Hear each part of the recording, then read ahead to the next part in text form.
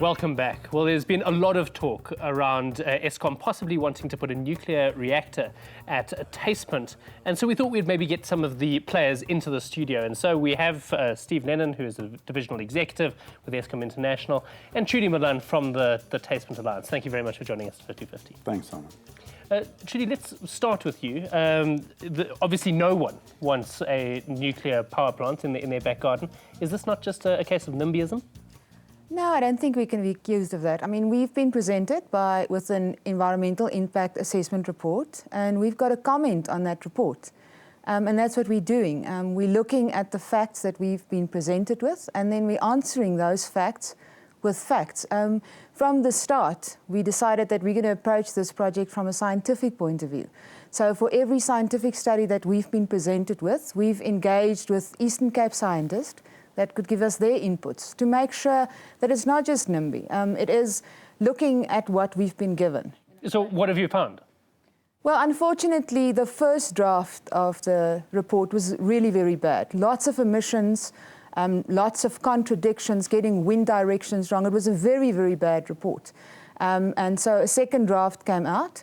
The second draft, the same thing. We're very concerned that they don't address, and these are the consultants, they don't address what we give back to them. We give feedback and then it doesn't get addressed. Our comments had to be in on the 7th of August, which we presented them with, and now we're awaiting. We have heard that they have to redo the transport impact assessment again, as well as the marine ecology impact assessment will have to be redone.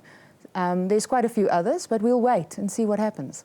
Steve, at what stage are we in this process? Because this is not the only site that you guys are looking at. No, not at all. We have been planning a nuclear power station for many, many years now. Part of the process entails then looking at the entire South African coastline, and in particular the southern coastline, for sites that would be ideally suited for a nuclear plant. There are various sites that are assessed. There's a comprehensive process with, as Trudy's saying, a lot of technical studies. We don't always get it right, and that's exactly why we encourage as many people as possible to participate in the process, to tell us how they feel, because emotion does come into this, but also to give us the scientific studies that are so important to assist in the making of the final decision.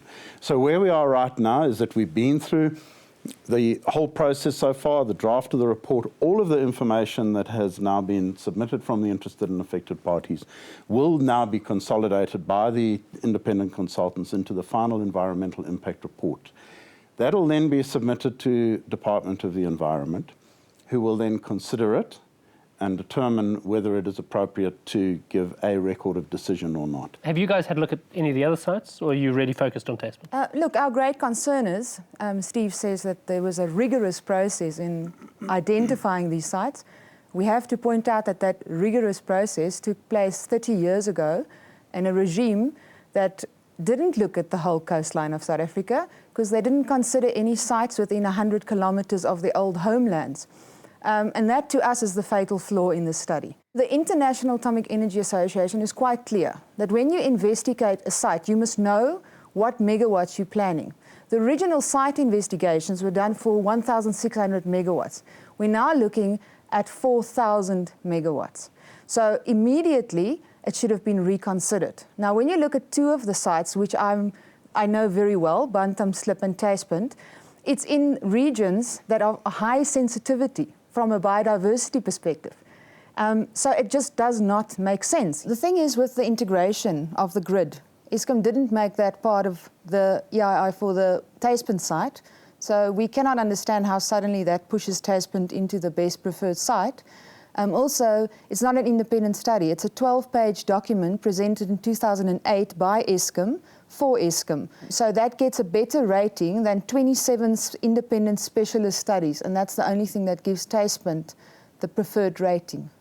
Steve, I better give you right to reply to all of that. Yeah. They're all good points. Yeah. They're all good points, and it's exactly this kind of information that we have to factor into the total process.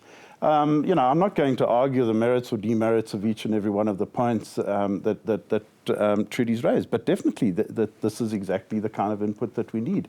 That's the environmental approval, but the actual planning that goes behind it in terms of looking at the national grid and where lines would be optimally placed, that's a process that is done all of the time. Similarly for sites, we're constantly looking at sites. We don't tell people, because obviously if you do tell people, the value of land goes up. But all of these points are points that we have to consider, and if there's different viewpoints, we need to hear them. And it's encouraging that we get different viewpoints, because we're not necessarily going to get everything right. You know, obviously every site is going to come with an ecological impact. Yes. Will you be prepared to move to something that's maybe less preferred from an economic or efficiency point of view if it means that the ecological impact is going to be less? Very much, Sean. I mean, that's the whole intent of the environmental impact assessment, is to make sure that you consider all of the facets in siting a plant. We would consider exactly then the points around what would it cost to mitigate any negative impacts? What are the costs of grid integration? What are the costs of siting and having to cater for the geography and the geology of a site? So all of these things have to be factored into your final decision. Trudy, next step for you guys now? No, we'll take part in this process, and we'll definitely make sure that our points get across. We believe at the moment in that the department and the laws of the country, but I think from the community around there, we're willing to take this all the way to the Constitutional Court, because we really believe that it is a wrong site for an industrial development of that size. Take nuclear out of the equation. It's not about nuclear. It's about an industrial development in a sensitive area. You know, it's also the coastal cradle of humankind. It should be a UNESCO World Heritage Site.